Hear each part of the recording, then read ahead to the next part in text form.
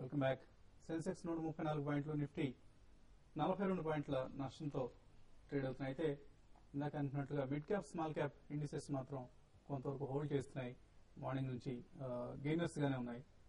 So పరిస్థితిపై మాట్లాడేందుకు ప్రస్తుతం అనలిస్ట్ డి ప్రసాద్ గారు ఢిల్లీ నుంచి సిద్ధంగా ఉన్నారు. ప్రసాద్ గారు, good afternoon. So mid cap small caps కొద్దిగా బెటర్ గా ఉన్నాయి. ఇవాళ ఏవైనా ఐడెంటిఫై చేశారా మంచి పిక్స్ ను?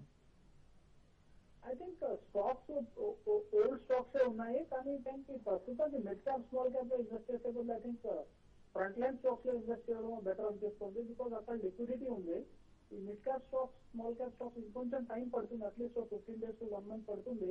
ఈ లెవెల్లో కొంచెం కన్సాలిడేట్ మళ్ళీ ఫ్రెష్ ఏదైనా స్టాక్స్ సెబీ నుంచి యాక్షన్ తీసుకోకుండా ఉంటే 1 month కొంచెం ఈ పీరియడ్ అయ్యాక ఐ థింక్ అక్కడ జనవరి మంత్ లో ఇన్వెస్ట్ చేసుకోవాలి. ఈవెన్ దో వాల్యుయేషన్స్ అట్రాక్టివ్ గా ఉన్నాయి, కానీ సెంటిమెంట్ చాలా బ్యాడ్ గా ఉంది. కొంచెం టైం పడుతుంది సెంటిమెంట్ బెటర్ అవడానికి. సో ఆ పీరియడ్ లో I think front line stocks లో లిక్విడిటీ చాలా ఎక్కువ ఉంది, అక్కడ ఇన్వెస్ట్ చేసుకోవాలి. మిడ్ క్యాప్ లో లిక్విడిటీ ప్రాబ్లం ఎప్పుడు ఉంటుంది. ఓకే అండి. సో థ్యాంక్ యూ ప్రసాద్ గారు. So next caller. హలో, నమస్తే సార్. నమస్తే అండి. ఎక్కడి నుంచి మాట్లాడుతున్నానండి? సార్ మేము ఒంగోలు నుంచి సార్. ఓకే అండి, చెప్పండి. సార్ మేము 28.50లో ఆర్ఐ తీసుకున్నాం సార్, 2 months అప్పట్లో. ఓకే అండి, చాలా కాలం క్రితం తీసుకున్నారు. అవును సార్. ఇప్పుడు 3 ఆర్కం మేము 450 తీసుకున్నాం సార్. ఓకే అండి, 2007-8 లో ఎప్పుడు తీసుకున్నట్లు మీరు హై ప్రైసెస్ లో బై చేశారు. అవును సార్. ఓకే అండి. సో ఇవి నా పరిస్థితి ఏంటి సార్, అసలు బయటపడే పరిస్థితి ఉంది అట్లా. జాన్ 2008 మీరు కొన్న ప్రైజులు మాత్రం రావడం చాలా కష్టం అండి. ఇప్పుడప్పుడే రాకపోవచ్చు. Most probably maybe another 2 to 3 years అవ్వచ్చు. స్పెషల్లీ ఆర్కామ్ లో అయితే అసలు రాను కూడా రాకపోవచ్చు. ఎందుకంటే అన్లెస్ సమ్ డ్రమాటిక్ చేంజెస్ అయ్యి నెక్స్ట్ 2 years లో కంపెనీ ఏదో భారతీకి పోటీగా ఎమర్జ్ అవ్వగలిగితేనే, బట్ అది మాత్రం కనపట్లేదు. ఎనీ ర్యాలీలో నేను అనుకోవటం ఆర్కామ్ ఎగ్జిట్ అయిపోండి. ఎట్ సమ్ పాయింట్ 160-170 ర్యాలీ వస్తుంది అనమాట నెక్స్ట్ 6 months లో. ఆ లెవెల్స్ లో ఎగ్జిట్ అయిపోండి. రిలయన్స్ ఇండస్ట్రీస్ మాత్రం హోల్డ్ చేయండి. At some point value unlock అయినప్పుడు మీకు కాస్త లాసెస్ కవర్ అయ్యే పాసిబిలిటీ ఉంటుందన్నమాట. బట్ మీకు రిస్క్ ఎపిటైట్ ఉంటే కనుక రిలయన్స్ ఇండస్ట్రీస్ మాత్రం కరెంట్ లెవెల్స్ దగ్గర నుంచి స్లోగా ఎస్ఐపి చేయండి. అంటే అప్పుడు ఒక 10 shares 50 shares అట్లా కొంటా ఎస్ఐపి చేయండి. మీకు యావరేజ్ అవుట్ అవుతుంది. ఎగ్జిట్ కూడా ఈజీగా అవుతుంది విత్ ఇన్ 1 year. సో మరికొంత మనీ మీరు ఇన్వెస్ట్ చేయాల్సి వస్తుందండి. ఫ్రెష్ మనీ ఇన్వెస్ట్ చేసి మీ బయింగ్ ప్రైస్ యావరేజ్ ప్రైస్ తగ్గించుకుంటే డెఫినెట్ గా ఆర్ఐఎల్ లో ప్రాఫిట్ వస్తుంది. మనోహర్ హైదరాబాద్ నుంచి ఉన్నారు. మనోహర్ గారు, నమస్కారం సార్. కుటుంబరావు గారు. నమస్కారం అండి. సార్ నమస్కారం సార్. మీరు రికమెండ్ చేసిన అశోక బిల్డ్ కాన్ 325 తీసుకున్నాను సార్. అశోక బిల్డ్ కాన్. ఓకే. అయితే అది ఎన్ని రోజులు వెయిట్ చేయాలి? అది కొద్దిగా టైం ఫ్రేమ్ మీరు షార్ట్ టర్మ్ అంటే టైం ఫ్రేమ్ కొద్దిగా చెప్పేటప్పుడు చెప్తే బాగుంటుంది. తర్వాత వచ్చేసి ఇది మనం స్క్రోలింగ్ చేసే దగ్గర అది మీరు టార్గెట్స్ కొద్దిగా స్క్రోలింగ్ పైన వేస్తే బాగుంటుందని మా అభిప్రాయం సార్. Q5 గారు చెప్పాలంటే. ఓకే అండి, తప్పకుండా.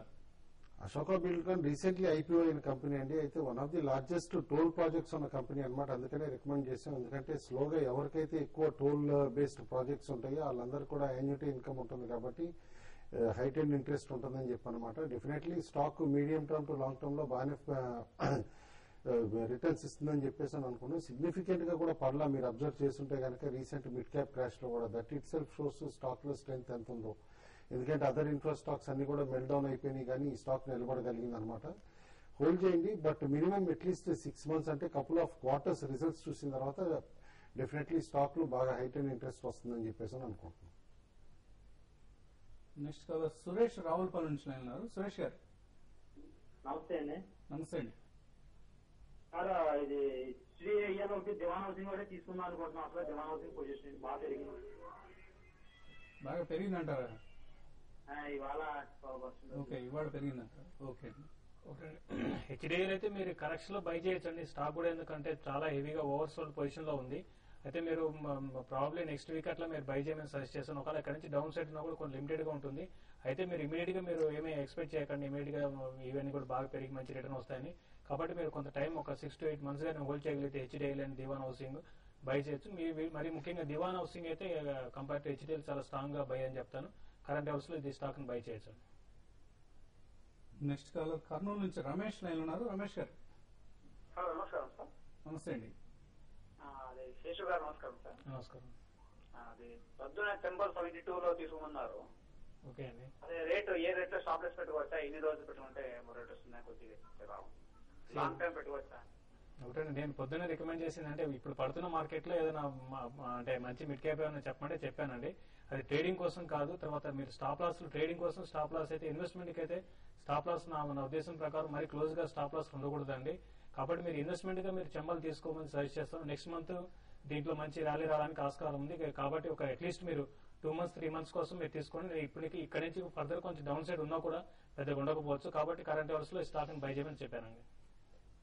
ఈ మార్కెట్ లో మీరు స్టాప్ లాస్ పెట్టుకుంటే మధ్యాహ్నమే తన్నేస్తుందండి. సో ఇన్వెస్ట్మెంట్ కోసం మాత్రం ఇటువంటి స్టాక్స్ ని మీరు కనీసం 6 months to 1 year టార్గెట్ తో తీసుకోండి. శ్రీనివాసరావు హైదరాబాద్ నుంచి ఉన్నారు. శ్రీనివాసరావు గారు సార్ నమస్కారం సార్. నమస్తే అండి. సార్ నమస్తే సార్. నమస్తే, చెప్పండి శ్రీనివాసరావు. సార్ కుటుంబ రాష్ట్రాలతో మాట్లాడారు సార్. అడగండి. చెప్పండి సార్ నేను బసంత్ ఆగ్రోటెక్ తీసుకున్నాను 8 rupees లో. ఓకే అండి. బసంత్ ఆగ్రోటెక్ 8 rupees లో తీసుకున్నాను సార్.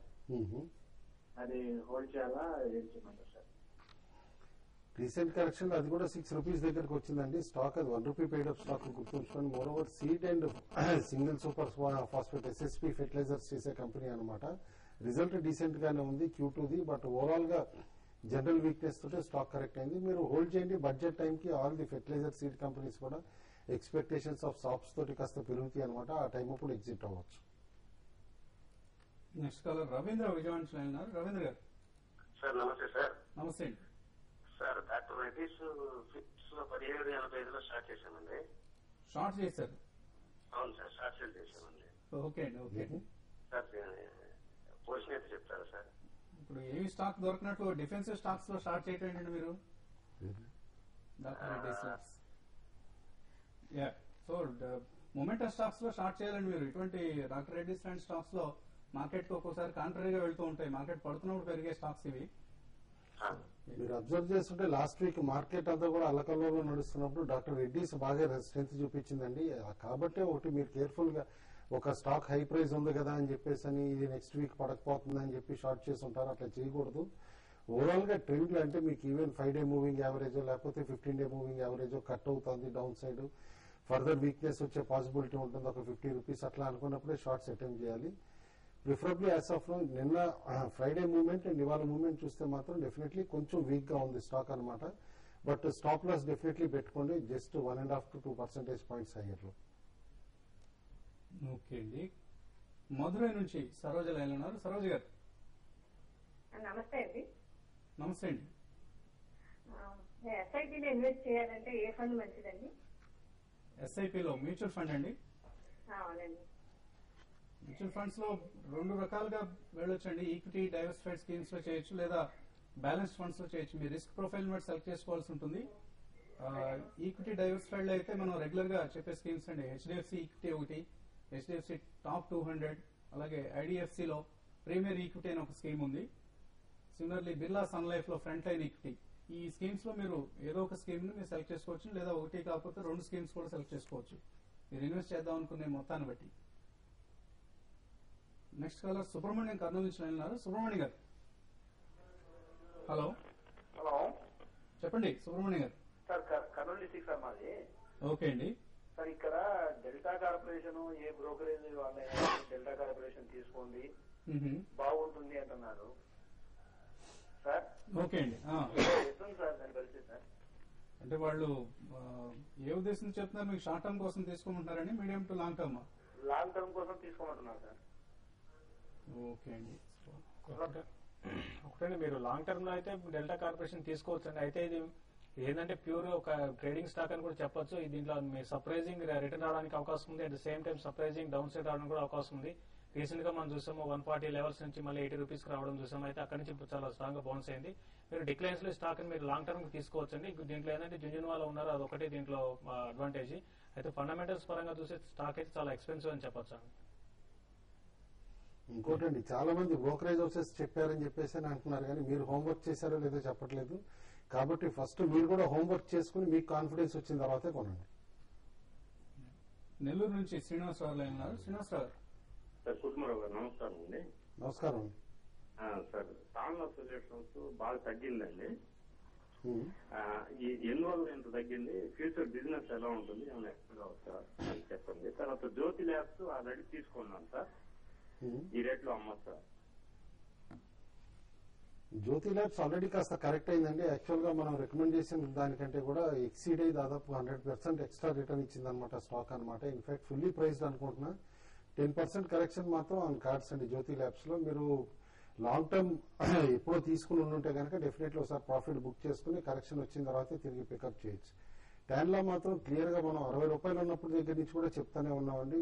కార్పొరేట్ ట్రాన్స్పరెన్సీ లేదు, మోడ్ ఆఫ్ బిజినెస్ కూడా ట్రాన్స్పరెన్సీ లేదు. ఇన్ఫాక్ట్ బ్యాలెన్స్ షీట్ కూడా చూస్తే కనుక చాలా డౌట్స్ ఉన్నాయి అని చెప్పేసి కూడా ఇన్ఫాక్ట్ ఆ టైం అప్పుడు నార్త్ గేట్ తో పాటు ఈ స్టాక్ కూడా మనం క్లియర్ గా అమ్మండి, బిలో పార్ ఇచ్చిన పాసిబిలిటీ లేదా రూల్ అవుట్ చేయలేమని చెప్పేసి అని అన్నాను. ఆల్రెడీ 18 రూపీస్కి వచ్చిందనమాట స్టాక్. ఈవెన్ నౌ నేను చెప్తాను అవాయిడ్ చేయండి, ఎందుకంటే ఇది కూడా హై ప్రైస్ అని చెప్పేసి అంటాను. బిజినెస్ గుడ్ అండి, బట్ డెఫినెట్లీ కాస్త ఓవర్ స్టేటెడ్ అనుకుంటున్నాం అనమాట బిజినెస్ ప్రాస్పెక్ట్స్ కానీ అన్ని కూడా. కాబట్టి ప్రిఫర్లీ అవాయిడబుల్ స్టాక్ అండి. సో సిమిలర్లీ మిగతా స్టాక్స్ కూడా మనం ఎప్పుడు లిస్ట్ చెప్తూ ఉంటామండి. 7 Seas టెక్నాలజీస్ ఇటువంటి కంపెనీలు కూడా మీరు వాటి జోలికి వెళ్లకుండా ఉండటం బెటర్ అండి. ఇవాళ కూడా చూస్తే కొన్ని స్టాక్స్ 5% అప్పర్ సర్కిట్ లో ఉన్నాయి. సో మళ్ళీ పెరగడం స్టార్ట్ అయింది, ఇక్కడ నుంచి న్యూ హైస్ కి రాబోతాయన్న ఉద్దేశంతో కొంతమంది ఇన్వెస్ట్ చేసే ప్రయత్నం చేస్తారు. దుర్గా హైదరాబాద్ నుంచి ఉన్నారు. దుర్గా గారు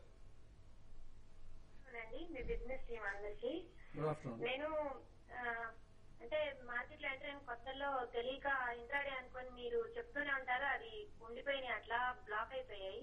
సుజలా ఎనర్జీ ఒకటి, 3i Info ఒకటి, మిక్ ఎలక్ట్రానిక్స్ అన్ని చాలా హై రేట్స్ లో కొన్నానండి. ఇప్పుడు చాలా తగ్గిపోయాయి కదా, ఇప్పుడు యావరేజ్ చేసుకోవడం బెటర్ అంటారా, లేకపోతే ఇంకొక ఐడియా నాకు ఉందండి. అదే రేంజ్ లో ఉండే ఇంకా బెటర్ స్టాక్స్ లో యావరేజ్ చేసుకుంటే దాన్ని అట్లా ఏమైనా ఎంతవరకు వర్కౌట్ అవుతుంది అంటారు, అది కొంచెం మీ సజెషన్ కావాలి. ఓకే, ఒకటే అంటే మీరు తీసుకున్న Sujala energy and MIC electronics రెండు కూడా చాలా వీక్ ఉన్నాయండి మార్కెట్ లో. రీసెంట్ గా చూస్తే అవి ఏమాత్రం పెరగలేదు, మీరు చాలా లాస్ లో ఉంటారు. అయితే మీరు తీసుకున్న నిర్ణయం కూడా మంచి నిర్ణయం అనుకుంటారు, ఎందుకంటే దీంట్లోంచి ఎగ్జిట్ అయిపోయి ఇప్పుడున్న పరిస్థితుల్లో మార్కెట్ లో బాగా కరెక్షన్ వచ్చింది కాబట్టి సేమ్ ఇది వేరే స్టాక్స్ లో లైక్ బ్యాంకింగ్ స్టాక్స్ లో మీరు బై చేయొచ్చండి. ఇప్పుడు లైక్ విజయ బ్యాంక్ అని చూస్తే చాలా హై నుంచి కరెక్ట్ అయ్యడం జరిగింది, దేన బ్యాంక్ కూడా చాలా హై నుంచి కరెక్ట్ అయింది. ఇటువంటి మిడ్ క్యాప్ లో మీకు ఒక 5 to 6 months మీరు టార్గెట్ పెట్టుకుంటే డెఫినెట్ గా మీకు పెరగడానికి అవకాశం ఉంది. దాంతోపాటు ఫెర్టిలైజర్ స్టాక్స్ కూడా నెక్స్ట్ 2 months 3 months లో కొంచెం బడ్జెట్ ముందు బాగా పెరుగుతాయి, దాంట్లో కూడా ఇన్వెస్ట్ చేయమని సజెస్ట్ చేస్తానండి. ఓకే అండి. సో ప్రస్తుతానికి వీటిలో మాత్రం యావరేజ్ చేసే ప్రయత్నం విడిచిపెట్టండి. Suzlon, 3i Infotech. 3i Infotech is relatively better company compare to the other two అండి, but avoid Suzlon and MIC electronics అండి. సో ఫైనల్ గా ట్రేడర్స్ కి ఎటువంటి సలహా ఇస్తాను? చూసాను మార్నింగ్ వొలటిలిటీ చూస్తా అంటే మార్నింగ్ నిఫ్టీ 5880 5890 దగ్గర నిఫ్టీ ఫ్యూచర్స్ బాగా రెసిస్టెన్స్ ఎన్కౌంటర్ అని, బట్ విత్ ఇన్ 10 minutes అనమాట దాదాపు 90 points నిఫ్టీ షార్ప్ గా పడటం. అదే టైం ఇప్పుడు సెన్సెక్స్ కూడా 280 points చూస్తూ ఉంటాయి. At some point every rally వచ్చినప్పుడు ఏదైనా బ్లాక్ సెల్లింగ్ అవుతుందా ఒక ఇన్స్టిట్యూషన్ అనేది కూడా కాస్త ఎవిడెన్స్ కనిపిస్తుంది అనమాట. మేబీ అట్లా కనుక అయ్యేటట్టయితే కనుక 5860 ర్యాలీ అయితే కనుక ఇంట్రాడేలో కూడా మళ్ళీ ఇప్పుడు క్లోజింగ్ బేసిస్ లో కొంచెం సెల్లింగ్ అక్కడ ఎన్కౌంటర్ కావచ్చు. ఏదైనా పొజిషన్స్ క్యారీ చేద్దామని అనుకుంటే మాత్రం 5860 పైన నిఫ్టీ ఫ్యూచర్స్ ఉంటేనే క్యారీ చేయమని చెప్తాను. అదర్వైజ్ ప్రిఫరబ్లీ పొజిషన్స్ మాత్రం స్క్వేర్ ఆఫ్ చేసుకుని రేపటికి ఆలోచించడమే బెటర్ అనిపిస్తుంది. ఓకే అండి. సో యూరోపియన్ మార్కెట్స్ కూడా పాజిటివ్ గానే కనిపిస్తున్నాయి. ఏదైనా స్పెసిఫిక్ స్టాక్ ఏదైనా చెప్తున్నారు షార్ట్ సెల్ కోసం? ఒకటే ఇప్పుడు మార్కెట్ లో అయితే లో నుంచి బాగా రికవర్ కావడం జరిగిందండి. అంటే దగ్గరగా 50 points మైనస్ నుంచి 20 points రావడం జరిగింది, అంటే 30 points రికవర్ అయింది. ఇప్పుడు short cell, fresh short cell అయితే అవాయిడ్ చేయమని సజెస్ట్ చేస్తాను. ఆల్రెడీ ఏమైనా షార్ట్ పొజిషన్స్ ఉంటే ఒకవేళ నిఫ్టీ 5850 పైన సస్టైన్ అయితే అవి కూడా కట్ చేసుకోమని సజెస్ట్ చేస్తానండి. చాలా స్ట్రాంగ్ గా బౌన్స్ బ్యాక్ అయింది. దీంతో పాటు యూరోప్ మార్కెట్ చాలా స్ట్రాంగ్ ఉండడం వల్ల మన మార్కెట్ కి దాని ప్రభావం మన మార్కెట్ మీద పడి చాలా వరకు స్ట్రాంగ్ గా పెరగడం జరిగింది. కాబట్టి షార్ట్లు ఏమైనా ఉంటే కొంచెం కవర్ చేసుకోమని సజెస్ట్ చేస్తాను. ఓకే అండి. సో మరికొద్దిసేపట్లో TV5 Money.com లో ఆఫ్టర్నూన్ ట్రేడ్ కార్యక్రమంలో కలుద్దాం.